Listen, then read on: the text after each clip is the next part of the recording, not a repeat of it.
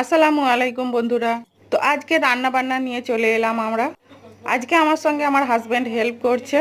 আর আমাদের এখানে এত বৃষ্টি পড়ছে 7 দিন ধরে। তো কিছুই ভালো লাগছে না বন্ধুরা, বাড়ি থেকে একটু বেরোনো যাচ্ছে না, কোনো কিছু কিনে আনবো সেটাও আনা যাচ্ছে না। তো তবুও ভিজে ভিজে গিয়েছিলাম বাজারে, কিছু বাজার করে নিয়ে এলাম, সবজি মাছ এইসব নিয়ে এলাম। আর বর্ষার জন্য কিছু খেতেও ভালো লাগছে না খুব একটা। তো দেখলাম বাজারে খুব ঝিঙের আমদানি হয়েছে, এজন্য আমি কিছু ঝিঙে কিনে নিলাম আর রুই মাছ কিনে নিয়ে এলাম।